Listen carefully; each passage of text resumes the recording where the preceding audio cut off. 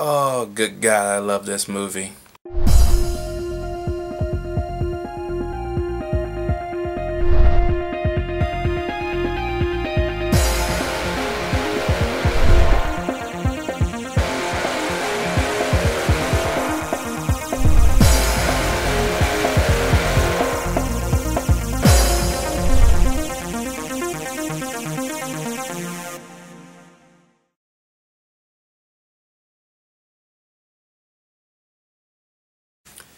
Escape of the Planet of the Apes. Now, when I first heard that there were 5 movies, I was like, okay. After watching the first 2, I'm sitting there like, how did they make a third one after the way the second one concluded? But through some careful creative process, we have Escape of the Planet of the Apes.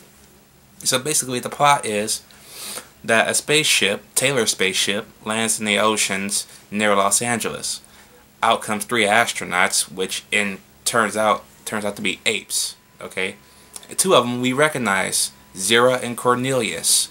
Yes, that's right, because Milo, the 3rd ape that is with them, managed to repair Taylor's spaceship during the guerrilla war on their planet, and was able to launch off of the planet as a cataclysmic event happened with their planet. And the shockwave sent them back 2,000 years to Taylor's time, and they end up in our time zone, basically. And the public eye seemingly gets a hold of them and basically is infatuated with them because they're intelligent talking apes. Basically, this movie is a really reversed role of Planet of the Apes. Instead of landing on the planet and learning that not only do apes take over humans, but they use them and hunt them for sport, they land on our planet, basically. Well, it is our planet, but you know, they land here, and they get treated like royal celebrities. But one character is not too convinced of all this. He sensed something could be up with this, so he goes beyond and out of his way to figure out what the hell is going on. Even as far as going to the president, because the president likes them as well, to get some answers. And basically, after a little bit of blackmail and truth serum, he gets his answer. And he tries to eliminate the 2 apes and the unborn child before, you know, the ape uprising could begin. Now, this movie has this Back to the futuristic style, where if you go back in time, you could alter course of future history events, which I was hoping they would do. But it doesn't seem likely that anything will actually change. Maybe. Just maybe. But, yeah. And plus, I found out when she was pregnant, I was like, I wonder who the child could be. Because I knew it could have been, it had to be one child, but I wasn't prepared for what they was going to name the kid. So that was a kind of neat twist. I always thought the kid was going to be named after a salad dressing we all use. But no, that's not the case. I don't think. But yeah, this is my favorite of the series. Second would be the first one.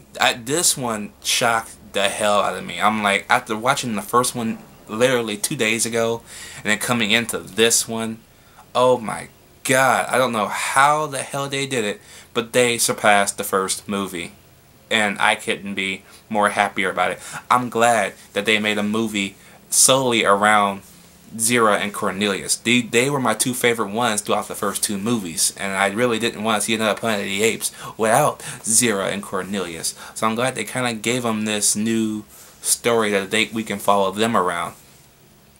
And it's kind of neat because they learn to like a few more humans along the way, including awesome Ricardo Montalbán himself, man. That dude is fucking awesome.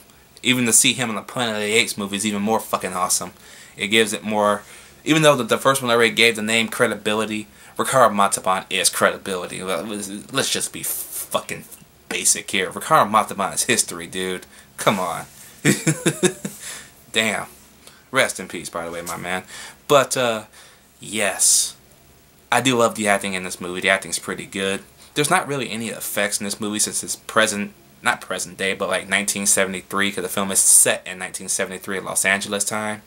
So yeah, it's nice to see Los Angeles in a different decade and see how well everything looked, what the famous landmarks are, and how every other building looked around it. I like that.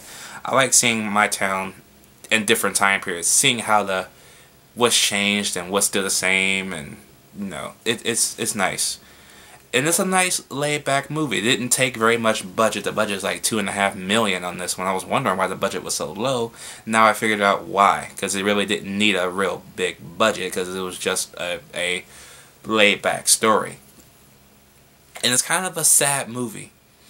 Not the fact that, oh, something tragic happens or nothing like that. It's just, you feel for all these characters, man. You feel for some of the humans, the apes in general, the little baby, and stuff like that. It makes you feel for almost everybody in this movie except for the dingback asshole in this movie.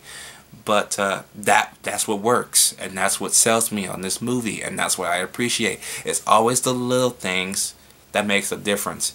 So I kind of wonder if just by this movie alone will some stuff in history actually change because of the credibility of some of the humans in this movie, which would be interesting to see. But other than that, I'm going to give Escape of the Planet of the Apes an A+. Definitely my favorite one so far of this franchise now. Easily surpassed the first one by a margin. I could not believe it. So let me know what you guys think about Escape of the Planet of the Apes down below. Did you like it? Did you hate it?